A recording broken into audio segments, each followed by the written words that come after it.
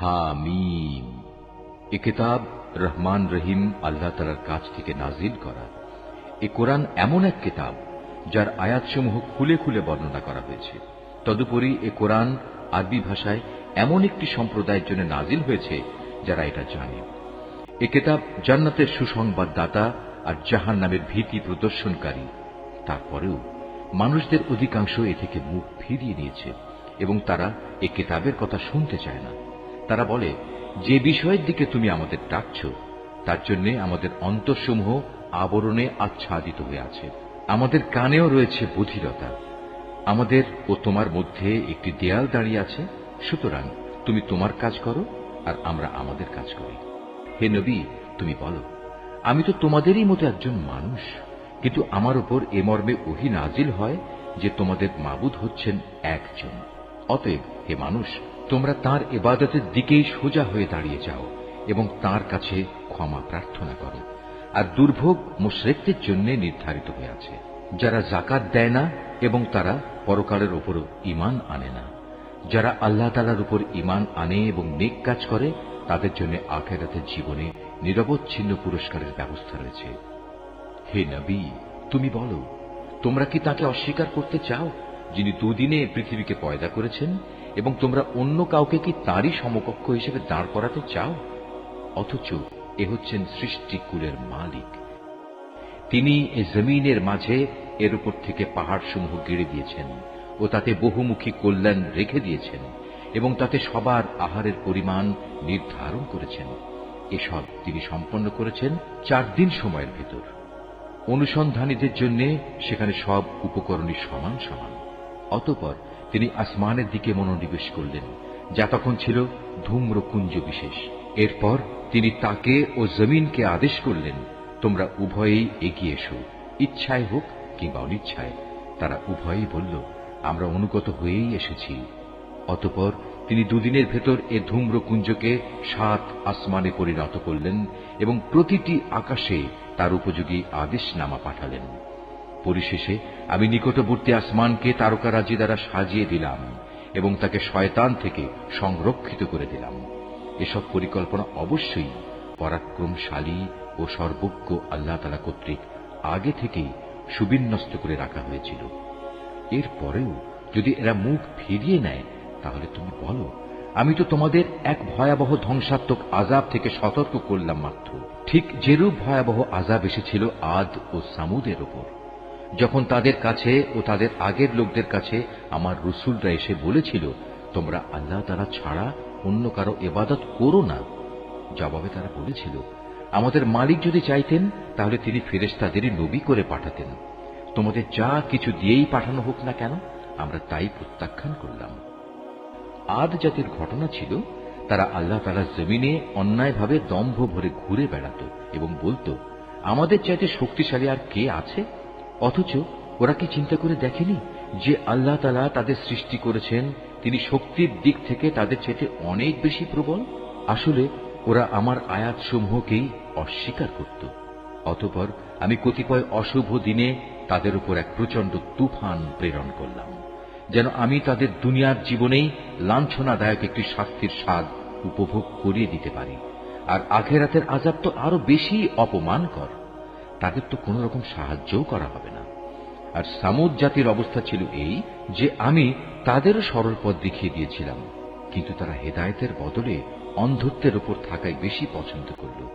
অতঃপর তাদের অন্যায় কাজকর্মের জন্য আমি তাদের উপর অপমানজনক শাস্তির কষাঘাত আনলাম। এই প্রলয়ঙ্কারী শাস্তির কষাঘাত থেকে আমি তাদেরই শুধু উদ্ধার করলাম যারা ঈমান এনেছে এবং অপরাধ থেকে বেঁচে থেকেছে। সেদিনটির কথা স্মরণ করো যেদিন আল্লাহ তাআলা দুশমনদের জাহান্নামের দিকে নিয়ে যাওয়ার জন্য জড়ো করা হবে। সেদিন তাদের হাঁকিয়ে বিভিন্ন দলে উপদলে বিন্যস্ত করা হবে। যেতে যেতে তারা যখন তার বিচারের পাল্লার কাছে পৌঁছবে, তখন তাদের কান, চোখ ও চামড়া তাদের যাবতীয় কাজের উপর সাক্ষ্য দেবে। তখন তারা তাদের চামড়াগুলোকে বলবে, তোমরা আজ আমাদের বিরুদ্ধে সাক্ষ্য দিলে কেন? উত্তরে তারা বলবে, আল্লাহ তাআলা যিনি সব কিছুকে কথা বলার শক্তি দিয়েছেন, তিনি আজ আমাদেরও কথা বলার শক্তি দিয়েছেন। তিনি যেহেতু তোমাদের প্রথমবার সৃষ্টি করেছিলেন, তাই তোমাদের তার কাছেই ফিরে যেতে হবে। আল্লাহ তাআলা বলবেন, তোমরা দুনিয়াতে কোনো কিছুই তো এদের কাছ থেকে গোপন করার চেষ্টা করতে না। এটা ভাবতেও পারোনি তোমাদের কান, তোমাদের চোখ ও তোমাদের চামড়া কখনো তোমাদের বিরুদ্ধে সাক্ষ্য দেবে। বরং তোমরা তো মনে করতে তোমরা যা কিছু করছিলে তার অনেক কিছু স্বয়ং আল্লাহ তাআলাও বুঝি জানেন না। তোমাদের এই যে ধারণা যা তোমরা তোমাদের মালিকের সম্পর্কে পোষণ করতে, মূলত তাই তোমাদের এ ভরাডুবি ঘটিয়েছে। ফলে তোমরা মারাত্মক ক্ষতিগ্রস্ত হয়ে গেছ।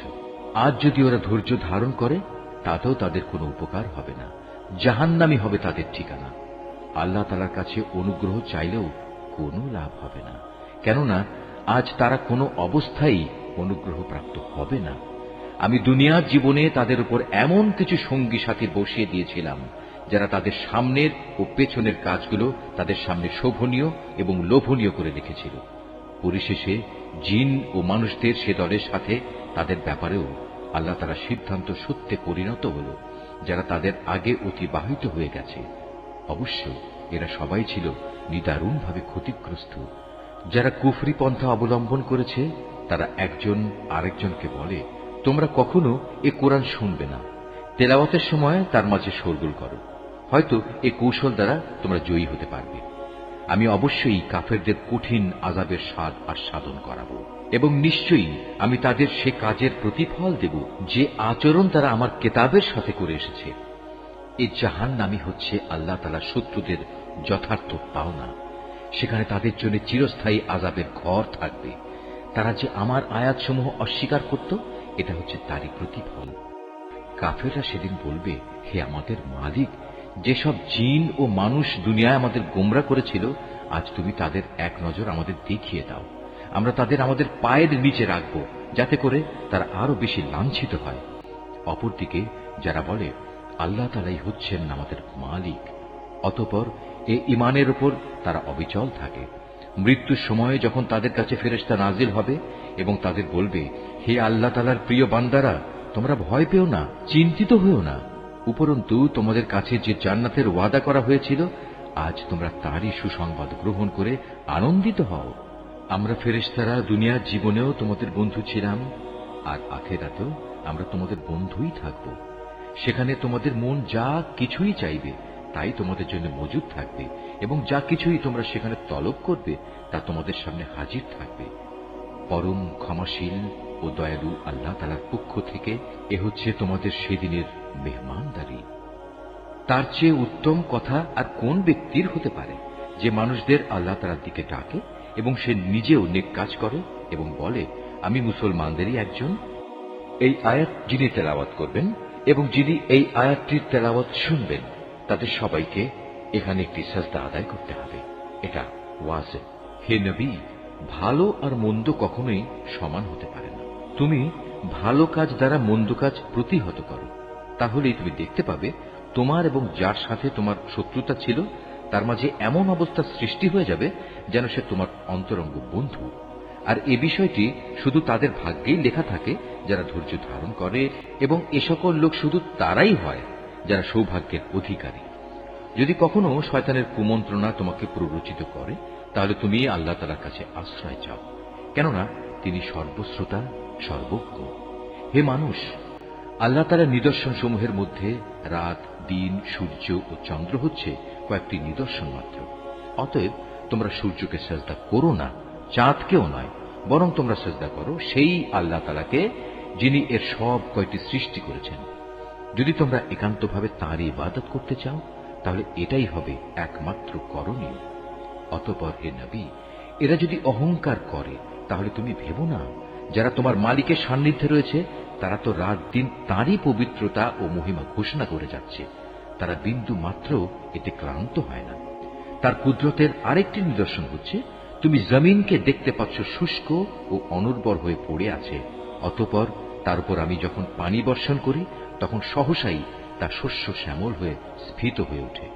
অবশ্যই যে আল্লাহ তাআলা এ মৃত জমিনকে জীবন দান করেন, তিনি মৃত মানুষকেও জীবিত করবেন। নিঃসন্দেহে তিনি সর্ববিষয়ের উপর একক শক্তিমান। যারা আমার আয়াতসমূহ বিকৃত করে তারা কিন্তু কেউই আমার দৃষ্টির অগোচরে নয়। তুমি বলো, যে ব্যক্তি জাহান্নামে নিক্ষিপ্ত হবে সে ভালো, না যে ব্যক্তি কিয়ামতের দিন শান্তি ও নিরাপত্তার সাথে আমার সামনে হাজির হবে সে ভালো। এরপরেও চৈতন্যদয় না হলে যা ইচ্ছা তোমরা তাই করো। তবে মনে রেখো, তোমরা যাই করো আল্লাহ তাআলা তা অবলোকন করছেন। যারা কোরআনের মতো একটি স্মরণিকা গ্রন্থ তাদের কাছে আসার পর তাকে অস্বীকার করে, তারা অচিরেই তাদের পরিণাম টের পাবে। মূলত তা কোরআন হচ্ছে এক সম্মানিত গ্রন্থ। এতে বাতিল কিছু অনুপ্রবেশের আশঙ্কা নেই। তার সামনের দিক থেকেও নয়, তার পেছনের দিক থেকেও নয়, কেননা এটা বিজ্ঞ, কুশলী, প্রশংসিত সত্তার কাছ থেকে নাজিল করা হয়েছে। হে নবী, তোমার সম্পর্কে আজ সেসব কিছুই বলা হচ্ছে যা তোমার আগে অন্যান্য নবীদের ব্যাপারেও বলা হয়েছিল। নিঃসন্দেহে তোমার মালিক যেমনি পরম ক্ষমাশীল, তেমনি তিনি কঠোর শাস্তিদাতাও বটে। আমি যদি কোরআন আরবি ভাষার বদলে আজমি অনারব ভাষায় বানাতাম, তাহলে এরা বলতো, কেন এর আয়াতগুলো আমাদের ভাষায় পরিষ্কার করে বর্ণনা করা হলো না? তারা বলতো, এ কি আজব ব্যাপার, এটা নাজিল করা হয়েছে আজমি ভাষায়, অথচ এর বাহক হচ্ছে আরবি। হে রাসূল, তুমি বলো, এ গোটা কোরআন হচ্ছে মূলত ঈমানদারদের জন্য হেদায়েত গ্রন্থ ও মানুষের যাবতীয় রোগ ব্যাধির নিরাময়। কিন্তু যারা এর উপর ঈমান আনে না, তাদের কানে বধিরতার ছিপি আটা আছে। তাই কোরআন তাদের উপর যেন একটি অন্ধকার পর্দা। এ কারণেই সত্য কথা শোনা সত্ত্বেও তারা এর সাথে এমন আচরণ করে যেন তাদের অনেক দূর থেকে ডাকা হচ্ছে, তাই কিছুই বুঝতে পারছে না। হে নবী, তোমার আগে আমি মূসাকেও একটি কিতাব দান করেছিলাম, তাতে বহু মতবিরোধ ঘটানো হয়েছিল। আসলে তোমার মালিকের পক্ষ থেকে কিয়ামত সংক্রান্ত ঘোষণা যদি না থাকত, তাহলে কবেই আযাব এসে এদের মাঝে চূড়ান্ত একটা ফয়সালা হয়ে যেত। এরা আসলে এই কোরআন সম্পর্কে এক বিভ্রান্তিকর সন্দেহে নিমজ্জিত আছে। যে কোনো ব্যক্তি নেক কাজ করবে, মূলত সে তা করবে একান্ত তার নিজের কল্যাণের জন্য, আর যে ব্যক্তি কোনো মন্দ কাজ করবে তার অশুভ ফল একান্ত তার উপরেই গিয়ে পড়বে। তোমার মালিক তার বান্দাদের ব্যাপারে কখনো সালেম নন। কিয়ামত সংক্রান্ত জ্ঞান একমাত্র আল্লাহ তাআলার দিকেই ধাবিত হয়। কোন একটি ফলও নিজের খোসা ছেড়ে বাইরে বেরোয় না। কোন একটি নারীও নিজের গর্ভে সন্তান ধারণ করে না, না সে সন্তান প্রসব করে, যার পূর্ণ জ্ঞান আল্লাহ তাআলার কাছে মজুদ থাকে না। যেদিন আল্লাহ তাআলা ওদের দিকে বলবেন, কোথায় আজ আমার অংশীদাররা? তারা বলবে, হে মালিক, আমরা তোমার কাছে এ নিবেদন করছি, আজ আমাদের মাঝে সাক্ষ্য দেওয়ার জন্য কেউই মজুদ নেই।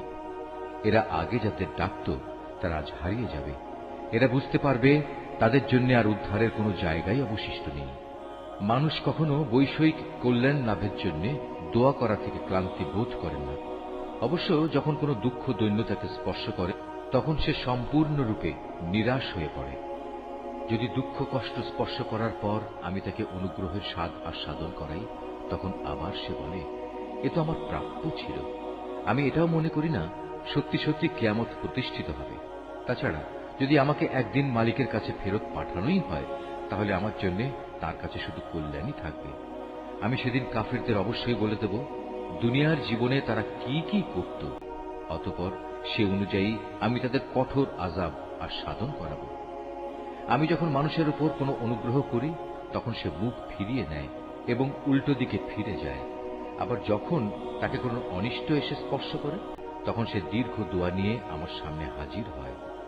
হে নবী, মানুষদের বলো, তোমরা কখনো একথা ভেবে দেখেছ কি, যদি এ কোরআন সত্যি আল্লাহ তাআলার কাছ থেকে এসে থাকে এবং এ সত্ত্বেও তোমরা একে প্রত্যাখ্যান করো, তাহলে তার চেয়ে বেশি গোমরাহ কে হবে, যে ব্যক্তি এর মারাত্মক বিরুদ্ধাচরণে লিপ্ত আছে। অচিরেই আমি আমার কুদরতের নিদর্শনসমূহ দিগন্ত বলয়ে প্রদর্শন করব এবং তাদের নিজেদের মধ্যেও তা আমি দেখিয়ে দেব, যতক্ষণ পর্যন্ত তাদের উপর এটা পরিষ্কার হয়ে যায় যে এ কোরআনই মূলত সত্য। হে নবী, তোমার জন্য এ কথা কি যথেষ্ট নয়? তোমার মালিক তোমার সব কিছু সম্পর্কে অবহিত। জেনে রেখো, এরা কিন্তু এদের মালিকের সাথে সাক্ষাৎকারের ব্যাপারেই সন্দিহান।